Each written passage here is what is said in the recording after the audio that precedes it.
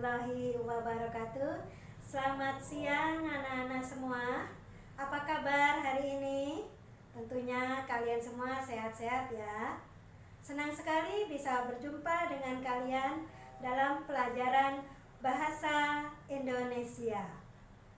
Baiklah, tentu kita semua wajib bersyukur kepada Allah Subhanahu wa Ta'ala karena kita diberi kesehatan pada hari ini, bisa bertemu dan bertatap muka. Anak-anakku sekalian, supaya kegiatan kita pada siang hari ini lebih berkah dan bermakna, marilah kita awali kegiatan pada siang hari ini dengan berdoa bersama menurut kepercayaan dan keyakinan masing-masing. Berdoa mulai. Berdoa selesai. Anak-anakku semua, kita masih tetap menggunakan protokol kesehatan, bahwasanya kalian tetap berada di rumah, belajar dari rumah. Kemudian kalau kalian ingin keluar, tetap harus menggunakan masker dan selalu jaga jarak serta rajin mencuci tangan menggunakan sabun. Kita mulai ya, mengenai pembelajaran tentang cerpen. Seperti yang tadi di awal pembelajaran Ibu sudah menyampaikan bahwa untuk bab 3 kita akan mempelajari cerpen. Di awal ini yang akan kita pelajari yaitu mengenai pengertian dari cerpen itu, kemudian ciri-ciri cerpen, fungsi dan tujuan cerpen, serta unsur-unsur cerpen. Untuk uraiannya, pengertian cerpen tadi, kemudian ciri-ciri cerpen, fungsi cerpen, dan unsur-unsur cerpen. Pengertian dari cerpen itu, ini cerpen merupakan bagian dari prosa yang menceritakan salah satu masalah kehidupan dari pelakunya, sehingga di dalam cerpen ini hanya memiliki alur tunggal. Itu arti dari cerpen. Yang berikutnya, ciri-ciri cerpen. Tadi sudah dikatakan bahwa cerpen itu hanya memiliki satu alur, yaitu namanya alur tunggal. Yang kedua, cerpen itu merupakan karya imajinasi yang dibuat oleh si penulis, dijadikan sebuah cerita. Yang berikutnya, ciri-ciri cerpen ketiga, cerpen ini termasuk ke dalam prosa. Prosa itu merupakan karangan bebas yang tidak terikat oleh hal-hal yang ditentukan seperti di dalam puisi. Masuk ke bagian yang ketiga sesudah ciri-ciri cerpen tadi, yaitu fungsi dari cerpen. Fungsi dari cerpen yang pertama adalah menghibur. Menghibur di sini bahwa kita kalau misalnya sedang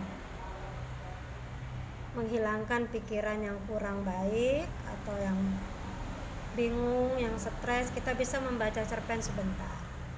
Kemudian tujuan dari atau fungsi dari cerpen yang kedua yaitu untuk memikat pembaca.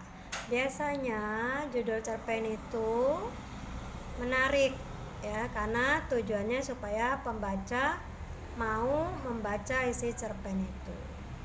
Yang berikutnya adalah untuk mendidik atau edukasi dari pesan yang disampaikan daripada cerpen yang dibuat oleh si pengarang.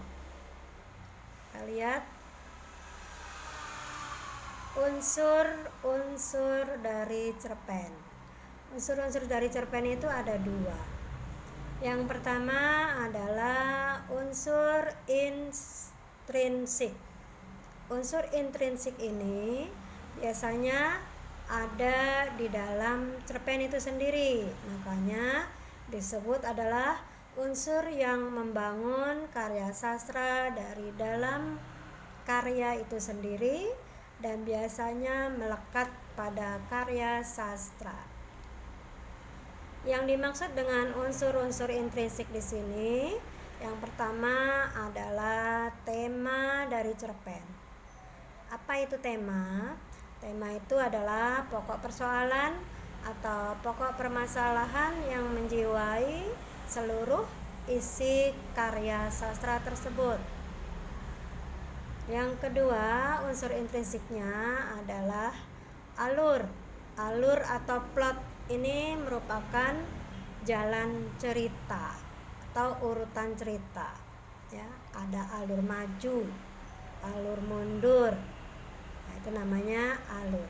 Yang ketiga yaitu unsur intrinsik yang ketiga adalah latar atau setting. Latar ini bisa ada latar waktu, latar tempat, dan latar suasana. Yang keempat, unsur intrinsiknya yaitu tokoh atau penokohan. Ada di sini disebut tokoh antagonis, tokoh protagonis, dan tokoh tritagonis.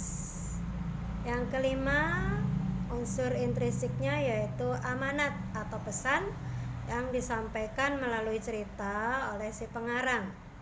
Biasanya ada pesan atau amanatnya. Yang keenam, unsur intrinsiknya itu merupakan sudut pandang dari pengarang. Ya, si pengarang ada di mana di dalam cerita tersebut, itu namanya sudut pandang. Sesudah unsur intrinsik, dalam cerpen itu ada unsur ekstrinsik, unsur yang berasal dari luar, yaitu unsur yang mempengaruhi dari luar karya sastra.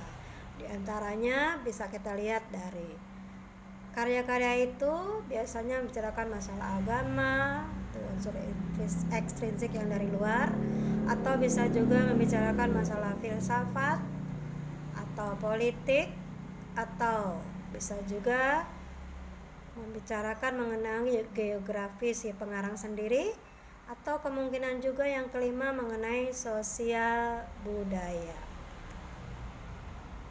Oke, demikianlah ya mengenai karya cerpen yang kita bahas pada siang hari ini. Terima kasih.